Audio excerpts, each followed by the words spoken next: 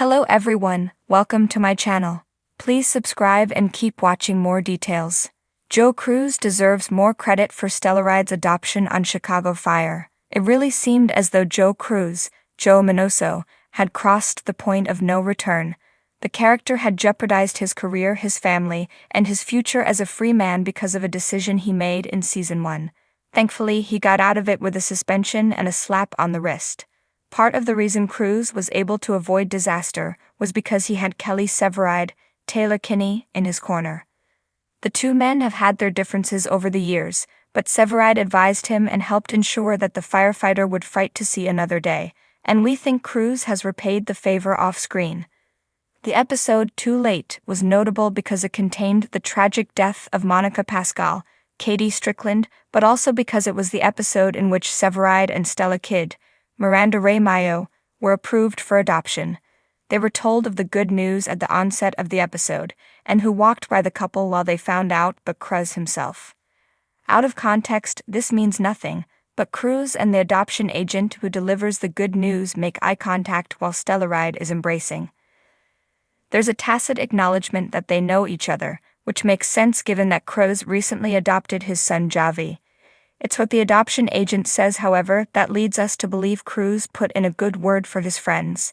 The agent notes that they want to make sure adoptive parents are dedicated, and says that he knows how the firefighters at 51 go above and beyond when it comes to caring for others. Cruz has definitely proven to be a model adoptive father. He not only took Javi in, but protected the boy when a man claiming to be Javi's relative showed up and tried to blackmail him. Cruz knows how becoming a parent can change one's life, and he has always had the inside scoop on both Severide and Kidd.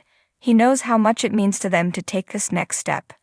The unspoken head nod between Cruz and the adoption agent is one of the most subtle touches we've seen on Chicago Fire in quite some time. It was a clever way of alluding to events that take place off-screen, while at the same time illustrating how Cruz has watched out Severide, the same exact way Severide did for him. Real friends. Cruz has always been the heart of Firehouse 51, a rock-solid presence for his fellow firefighters, offering support, humor, and wisdom when they needed it most.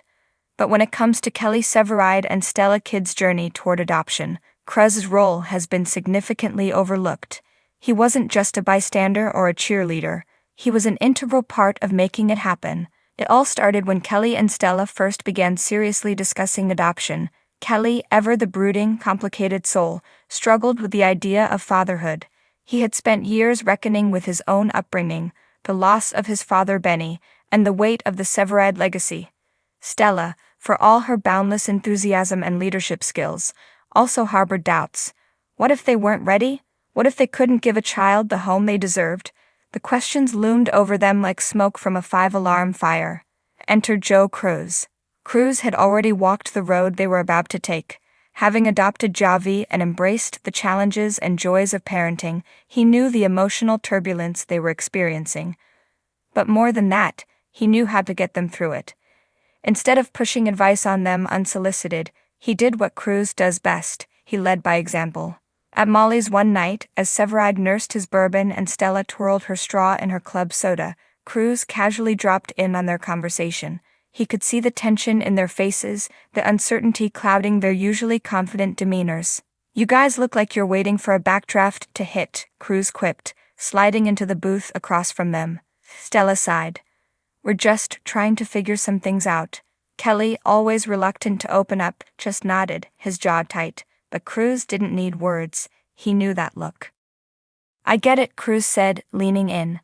"Adopting Javi scared the hell out of me too. I kept thinking, what if I mess up? What if I can't be what he needs? But here's the thing, that kid didn't need perfect parents.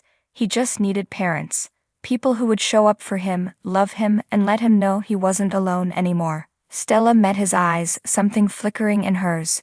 "But what if we're not enough?" Cruz chuckled. "Then you'll do what we do every single shift, figure it out, adapt, and lean on the people who've got your back. Trust me, you too. You'll be more than enough." That conversation planted the first real seed of confidence in Stellaride.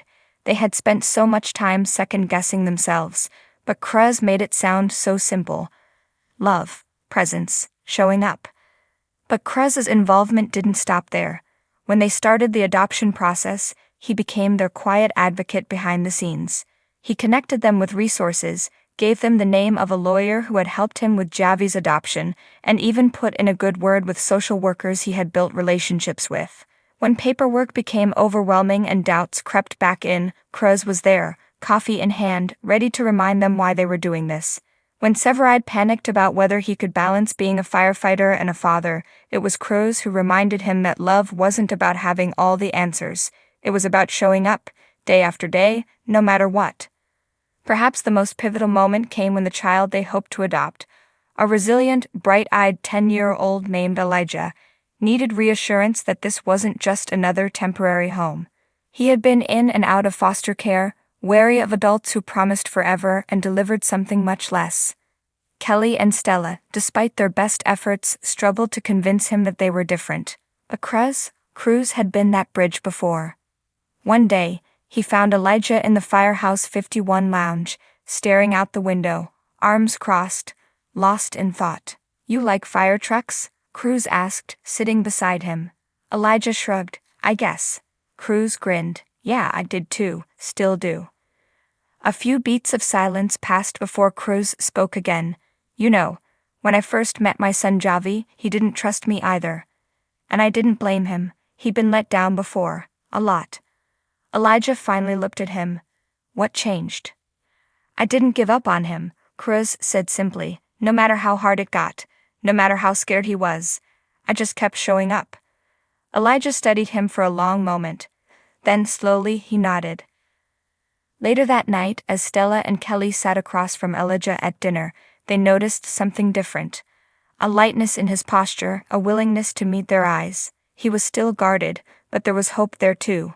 Stella nudged Kelly under the table. They both knew Cruz had done that. In the weeks that followed, as the adoption process moved forward, Cruz remained their biggest supporter. He celebrated the milestones with them, reassured them when doubt crept in, and when the day finally came to make it official, he stood in the back of the courtroom, misty-eyed and proud. Joe Cruz didn't just play a minor role in Stellarides' adoption story, he was one of the unsung heroes of it.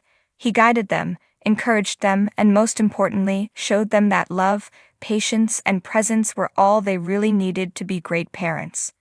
So when they brought Elijah home for the first time, and he walked into Firehouse 51 grinning ear to ear, Cruz ruffled his hair and said, "Welcome to the family, kid." And just like that, another chapter of Firehouse 51's legacy of love and brotherhood was written, because of Joe Cruz.